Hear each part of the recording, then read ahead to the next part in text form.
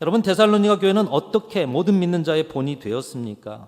지난주 여러분 무도위 속에서도 우리의 마음을 시원케 한 그런 기사를 하나 보셨을 것입니다. 아마 많은 분들이 들으셨을 텐데요. 일본의 고시엔이라고 하는 고교 야구 전국대회가 있습니다. 이 야구부를 가진 고등학교라면 한 번 정도 본선에 진출하는 것만으로도 대단한 영광으로 생각하고, 이 고등학교 야구가 활성화되었기에 그런지 8월만 되면 일본의 남성들이 항상 이 고시엔이라는 야구 대회 때문에 가슴이 뜨겁다는 거예요. 프로도 아닌 고등학교 야구 대회. 그런데 이 대회에서 1947년 제1동포 교육을 위해 세워진 교토국제고등학교가 우승을 차지했다고 합니다. 옛날에 우리 매산고등학교도 축구를 잘해가지고 그렇게 이름날 때가, 전국에서 가장 축구 잘하는 학교로 이름날 때가 있었던 것처럼 지금 일본에서 가장 야구 잘하는 학교가 된 것이죠. 일본에는 야구부를 가진 고등학교가 4천여 개가 있다는 것이에요. 그 4천여 개가 겨루진 않았지만 결국 4천여 개의 야구부에서 최고의 야구부가 된 것이죠. 전교생이 160명 정도 됩니다. 중학교, 고등학교를 합쳐서 아주 작은 학교죠. 한때는 학생 수가 적어서 폐교 위기까지 있던 학교가 이번이 당당히 우승을 차지했는데, 특징적인 것은 본선에 올라가 가지고 이제 두 팀이 겨룹니다. 그리고 겨루어서 이기는 팀, 경기가 끝나면 그 이기는 팀의 학교 교가가 불려지게 된다는 거예요. 그러니까 본선에 32강이면은 몇 번을 교가가 불려지게 되겠습니까? 교토국제고등학교의 교가가 이렇습니다. 동해바다 건너서 야마도 땅은 거룩한 우리 조상 옛적 꿈자리, 아침 저녁 몸과 덕 닦은 우리의 정다운 보금자리, 한국의 학원. 여러분, 친근한 단어가 두 개 있죠? 하나는 동해바다가 나오는 거예요. 하나는 한국의 학원이라는 거예요. 지금 이 학교가 교토, 일본에 서 있는 학교 아닙니까? 아직도 일본 안에, 우리 안에도 그렇지만 일본 안에도 혐한 정서가 있어요. 독도를 자기네 땅이라고 한대요. 동해가 일본해로 표기되도록 그들은 정치적인 힘을 쓰고 있어요. 그런데 그 일본 땅 한복판에서 동해바다 건너서 한국의 학원, 모든 젊은이들이 보고 있는 이 대회에 마지막 우승하는 자리까지 이 학교의 교가가 울려 퍼지게 됐다는 거예요. 그동안 우리는 알지 못했던 이 동포의 학교이지만 이들은 계속해서 한국어 교육을 합니다.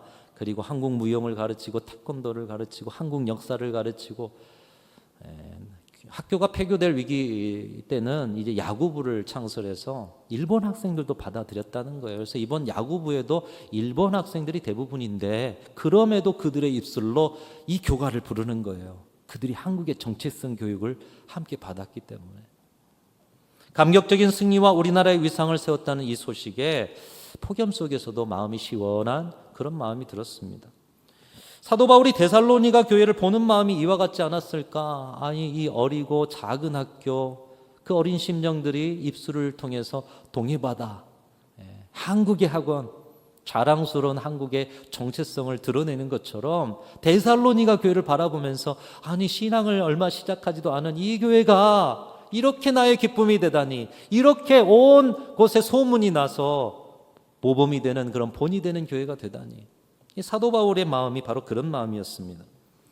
오늘 본문이 데살로니가에 보내는 편지 서두인데, 서두에서부터 데살로니가 교회에 대한 소식에 너무 기뻐서 상기된 사도 바울의 얼굴이 떠오르는 것 같습니다. 몇 가지를 칭찬합니다. 오늘 7절에 오늘 제목이 되었던 것처럼 마게도냐와 아가야의 모든 믿는 자의 본이 되는 교회가 되었습니다. 더불어서 당신들이 말씀을 받을 때는 사람의 말로 받지 않고 하나님의 말씀을 받아, 말씀이 화석화된 것이 아니라 말씀이 역사하는 신앙으로 살아가는군요. 환난과 핍박이 있다는데 믿음과 사랑의 수고로 그 환난을 잘 이겨낼 뿐만 아니라 잠깐 복음을 전했던 우리를 그리워하고 보고 싶어 한다니 정말 위로가 됩니다. 그러면서 무엇보다도 가장 큰 찬사를 하는데, 당신들은 예수님께서 강림하실 때에 예수님 앞에 나의 자랑의 면류관입니다. 여러분, 누가 그렇게 이야기했어요? 사도 바울이 데살로니가 성도들을 향했어요. 사도 바울이 어떤 사람입니까? 여러분이 존경하는 어떤 분이 여러분을 내 신앙, 내 목회, 내 직장생활 가운데 가장 자랑스러운 면류관이고 내 인생의 열매입니다 라고 해준다라면 여러분 얼마나 극찬이에요. 아니, 내가 뭔데 저분의 인생과 저분의 목회에 가장 큰 자랑의 면류관이라고 하시는가. 근데 사도 바울이 데살로니가 교회 성도들을 향해서 그렇게 고백하는 거예요. 얼마나 우리 데살로니가 교회 성도들이 위로가 되었을까요? 초신자들이 모여 이룬 데살로니가 교회. 그런데 그 교회가 마게도냐와 아가야 온 지방의 모든 믿는 자들의 그 가운데는 옛적에 오랜 신앙의 경륜을 가진 자들도 있었겠죠. 신앙의 능력과 은사를 가진 자들도 있었겠죠. 그런데 모든 믿는 자들의 본이 되는 교회가 되었다. 신앙의 연수나 노하우나 프로그램에 본이 되는 교회를 이루는 비결이 있는 것이 아니다. 초신자들이 교회를 이루어도 본이 되는 교회가 될 수 있다. 다시 말하면 신앙의 기초적인 자리가 바로 이것이라는 것을 말씀이 오늘 가르쳐주고 있는 것입니다. 오늘 9절 10절에 데살로니가 교회가 본이 되는 교회가 되었던 비결이 있는데요. 오늘 말씀 전체 안에도 있고요. 특별히 9절 10절 같이 읽어보면서 세 가지 그 비결을 함께 찾아보겠습니다. 시작. 그들이 우리에 대하여 스스로 말하기를 우리가 어떻게 너희 가운데 들어갔는지와 너희가 어떻게 우상을 버리고 하나님께로 돌아와서 살아계시고 참되신 하나님을 섬기는지와 또 죽은 자들 가운데서 다시 살리신 그의 아들이 하늘로부터 강림하실 것을 너희가 어떻게 기다리는지를 말하니 이는 장래의 노하심에서 우리를 건지시는 예수시니라. 여러분 세 가지 비결을 찾으셨습니까? 어떻게라는 단어에 주목해 보실 필요가 있습니다. 어떻게? 첫 번째 본이 되는 교회의 모습은 복음이 내게 오기까지, 내가 예수 믿기까지 어떻게 복음이 내게 오게 되었는가? 어떻게 복음이 내게 오게 되었는가? 여러분 복음을 받아들이고 복음 안에서 저와 여러분은 예수 그리스도의 사람이 된 줄로 믿습니다. 그렇다면 그 복음이 어떻게 왔어요? 그걸 여러분 아시고 그걸 은혜로 여기시느냐는 거예요. 우리가 어떻게 너희 가운데 들어갔는지와 데살로니가의 복음이 전파되는 것, 여러분 어떻게 사도 바울과 일행이 데살로니가 교회에 갔습니까? 하나님의 사랑과 은혜로부터 시작하여 데살로니가 지역에 복음이 전파된 줄로 믿습니다. 그리고 그 사랑의 통로가 되었던 것은 하나님 앞에 헌신한 사도 바울과 그 일행의 사랑의 수고였다는 것이죠. 데살로니가 교회는 이 사랑의 수고를 기억하고 자신들도 사랑의 수고를 다하여 교회를 세워가는 그런 아름다운 교회였다는 거예요. 여러분 하나님의 사랑을 알고 누군가의 사랑을 통해 내가 복음을 받아들인 줄 안다면 그 사랑의 수고를 아는 자들은 또다시 사랑의 수고를 하게 된 것입니다. 여러분 사랑의 수고의 자리가 있으십니까? 여러분의 신앙 안에 진정한 사랑의 수고의 자리가 있으시기를 주님의 이름으로 축원합니다. 어떻게 여러분은 예수 믿고 계십니까? 먼저는 하나님의 사랑이라는 것이에요. 하나님의 사랑으로부터 시작하여 버려지고 죄악 가운데 죽어질 우리가 주님의 자녀가 될 수 있는 선하신 계획이 시작된 것이에요. 그리고 그 하나님의 사랑과 은혜를 깨달은 분들이 여러분에게까지 그 사랑을 나누어 주었기 때문에 그 누군가의 전도자, 그 누군가의 사명자, 그 누군가의 사랑의 사람들이 여러분을 섬겼기 때문에 오늘 우리가 예수 그리스도를 믿고 이 자리에서 주님을 예배하는 하나님의 백성으로 살고 있는 줄로 믿습니다. 사랑의 수고가 통로가 되었다는 거예요. 우리가 예수의 사랑을 알게 되고 마음이 열려지는 사랑의 수고가 통로가 되고 길이 되었다는 것이죠. 사랑 자체이신 예수님을 마음에 모시게 되어진 까닭은 사랑으로부터 시작됐다는 거예요. 그래서 오늘 제가 찬양대 찬양을 듣는데 얼마나 감사한지요. 주님의 충만한 은혜가 특별히 사랑을 통해서 우리 순천중앙교회 열매 맺어지기를 간절히 소망합니다. 데살로니가 교회 성도들은 그들이 예수님을 믿기까지 사도 바울이 어떻게 고난을 받으면서 그 고난 가운데서도 포기하고 다른 지역으로 가버리는 것이 아니라 인내하면서 끝까지 복음을 전하려고 했던 사랑의 수고를 알았습니다. 유대인들의 방해와 핍박 속에서도 말씀으로 양육을 했고 특별히 데살로니가 성도들에게 폐를 끼치지 않기 위해서 텐트를 만들면서 자비로 선교비를 만들면서 그렇게 애를 썼던 사도 바울과 일행의 모습을 기억하였습니다. 유대인들은 자신들이 선민이라는 의식을 가지고서 이 헬라의 경건한 자들을 차별했는데 사도 바울과 일행들은 그들을 형제로 대하면서 거룩하고 흠없게 대하려고 애쓰면서 유모가 자녀를 기름같이 아버지가 자녀들을 양육하는 것 같이 그들에게 최선을 다해서 섬기고 사랑을 나누었다. 데살로니가 전서 곳곳에 그렇게 표현되어 있습니다. 그런 사도 바울과 그 일행의 수고, 헌신과 사랑을 알았고 그것이 사랑의 그 흔적들이 온 몸으로 느껴졌기 때문에 그들은 사도 바울의 모습을 보면서 신앙생활은 이렇게 하는 거구나. 여러분, 사랑으로 섬기신 많은 분들을 통해서 신앙생활을 배우는 거예요. 신앙생활은 사랑의 수고를 하는 것이구나. 환난과 핍박 속에서도 서로 사랑의 수고를 아끼지 않으므로 흔들리지 않은 교회로 굳건히 설 수 있게 되었던 것입니다. 우리가 예수 믿는 사람이 된 자리에도 분명히 누군가의 사랑의 수고와 희생과 헌신이 있는 것이죠. 예수 그리스도께서 사랑의 헌신으로 한 알에 썩어지는 밀알이 되어주신 것처럼 그 사랑을 아는 자들은 또다시 누군가에게 사랑의 수고를 베풀어 주는 것입니다. 여러분, 이렇게 복음은 사랑을 타고 가는 것이다. 하나님을 사랑하는 그 영혼들로 세워지는 길은 복음의 사랑의 물줄기로부터 그들의 영혼들이 이 물줄기를 타고 들어오는 것이다 말씀하고 있는 것입니다. 두 번째로 데살로니가 교회가 본이 되는 교회가 되었던 것은 우리가 우상을 버리고 하나님께로 돌아와 살아계신 참되신 하나님을 섬기기까지 어떤 하나님의 계획과 섭리가 있었는가, 그 하나님의 선하신 계획을 깨닫고 믿음으로 일하였기 때문이라는 거예요. 그래서 믿음의 역사라는 단어가 오늘 본문에 나타나 있어요. 하나님의 선하신 계획을 깨달은 거예요. 지난주 수요일에는 우리 교회가 섬기고 있는 타지키스탄의 이산지 선교사님, 김요단 선교사님 오셔서 선교 보고를 해주셨습니다. 타지키스탄이 어떤 나라요? 그 가난과 힘겨움 속에서 사랑의 수고를 통해서 복음화되고 있다. 그 선교의 여정 속에서 고난과 하나님의 은혜를 함께 나누어 주셨습니다.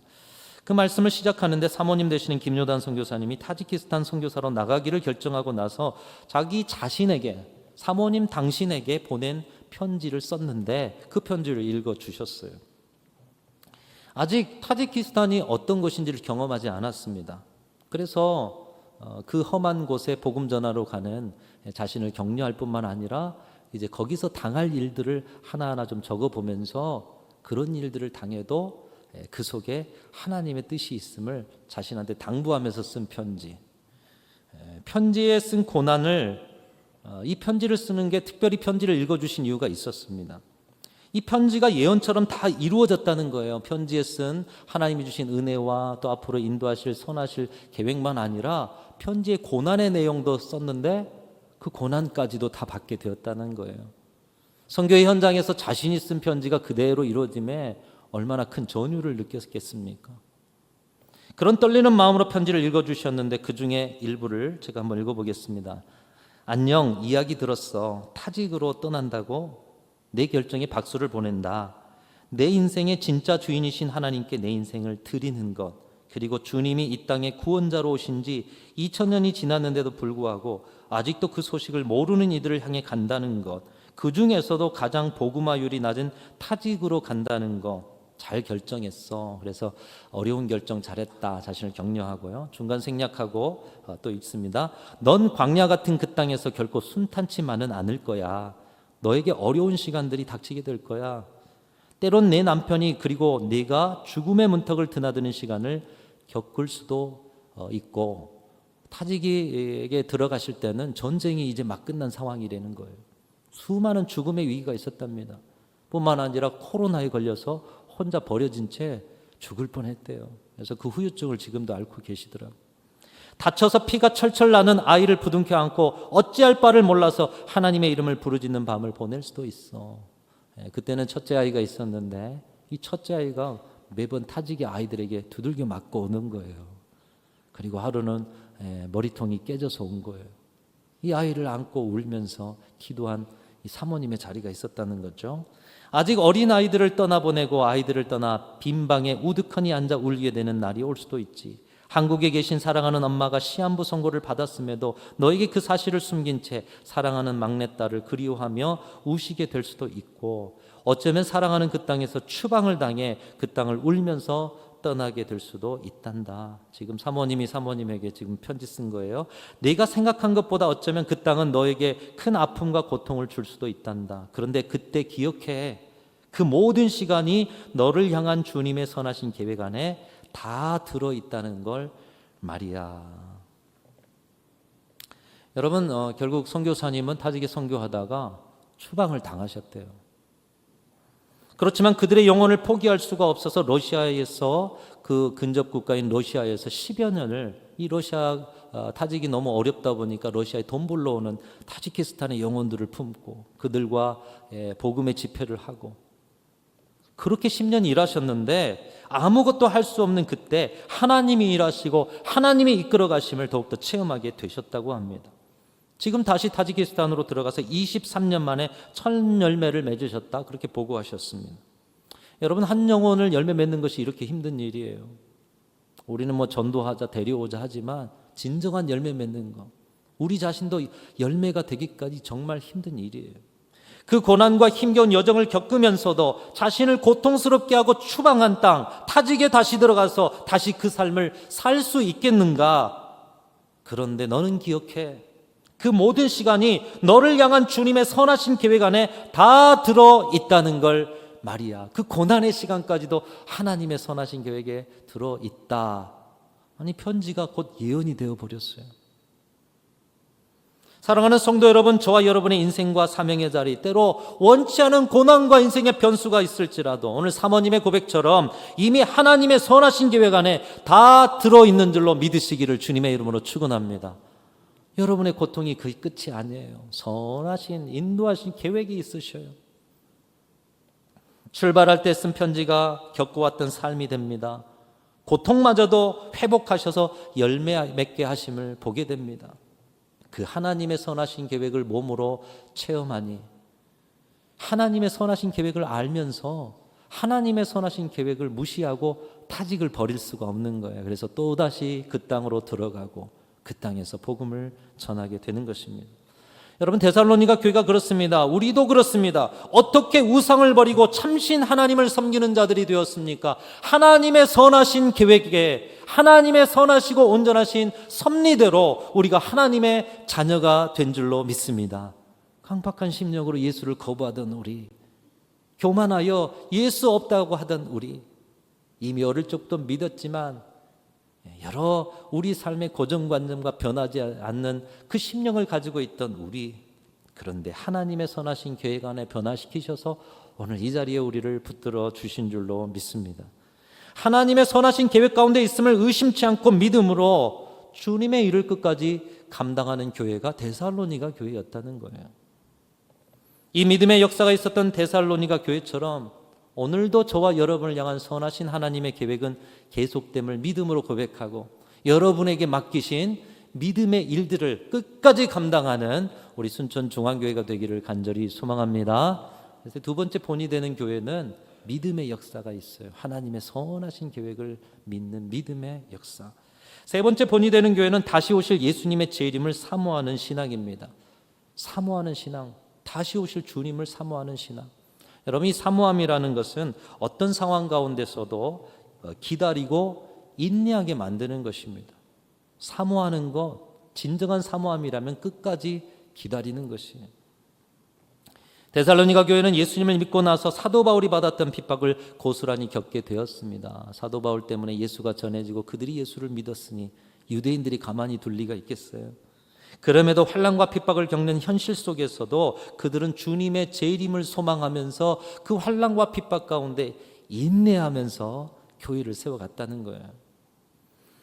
그것이 그들에게 능력이 되고 인내가 열매가 되고 그리고 모든 믿는 자에게 본이 되는 교회로 든든하게 서게 된 것입니다.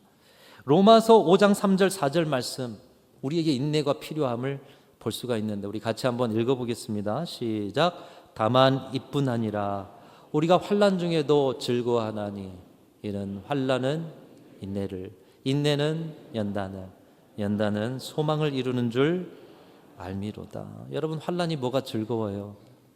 환난은 인내는 연단은 소망을. 근데 그 재림의 영생의 나라의 소망이 다시 환난 가운데 인내하게 하고요. 또 그 인내는 연단받게 하고요. 연단은 다시 소망으로 나가게 하고. 오늘날의 교회와 신앙인들의 신앙생활 가운데 재림과 영생에 대한 소망이 얼마나 되어질까? 여러분, 주님의 오심이 기다려지십니까? 영생의 나라가 소망이 되십니까? 아니면 재림의 그 영생의 나라의 소망보다 이 땅의 평안, 여러분의 상처에 대한 위로, 이 땅의 안정, 문제의 해결, 그저 우리가 살아가는 이 땅에 대한 생각들로만 가득 차 오늘도 그 마음 가지고 예배하러 오셨습니까? 물론 우린 연약하니 주 앞에 고백해야 하지만 진정한 믿음은 재림에 대한 소망을 갖는 믿음이에요. 재림과 영생의 소망을 붙들고 사는가가 가장 잘 나타나는 자리가 장례식장입니다. 죽음 앞에 설 때 우리가 과연 무엇을 바라보고 신앙생활을 했는가? 재림의 주를 바라봤는가? 영생의 나라를 바라봤는가? 그렇게 소망하며 살아갔는가를 나타내게 되는 것입니다. 아무리 사랑의 수고와 믿음의 역사가 많더라도 영생의 나라, 다시 오실 재림의 주님을 만날 수 없다라면 그 무슨 소용이 있겠습니까? 여러분, 존경하시는 고손장원 목사님이 주님 고대가라는 찬송을 지으셨는데, 작사하셨는데 3절에 이렇게 부르시죠. 먼 하늘 이상한 구름만 떠도 행여나 내 주님 오시는가 해. 여러분, 매일 구름이 있지 않아요, 하늘에? 저 구름이 좀 이상한 모습만 비춰도 저 구름 타고 주님 오시지 않을까? 매일 순간 주님을 기다렸다는 거예요. 그 소망, 재림과 영생의 소망이 있었기에 자신의 생명 순교의 제물로 드려도 아깝지 않았다라는 거예요. 재림의 소망이 있네요. 능력이 된다는 것입니다. 재림의 소망이 없다면 우리가 전도하고 선교하고 고난 중에 사명 감당하고 교회를 지켜낸다는 것 있을 수가 없어요. 재림의 소망이 없는데 다 도망쳐버리죠. 그만해버리죠. 끝내버리죠. 재림의 소망이 있기 때문에 인내하는 거예요.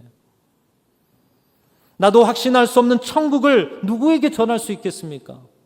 여러분, 하반기에 이제 전도해야 될 텐데 영생의 소망이 있습니까? 담대하게 전하실 수 있습니까? 내가 확신할 수 있어야 전할 수가 있는 것입니다. 그렇기 때문에 전도와 선교의 자리는 우리의 주님의 재림의 소망을 가지고 살아가고 있는가를 명확하게 세상 앞에 드러내는 여러분의 신앙 고백의 자리인 것이에요.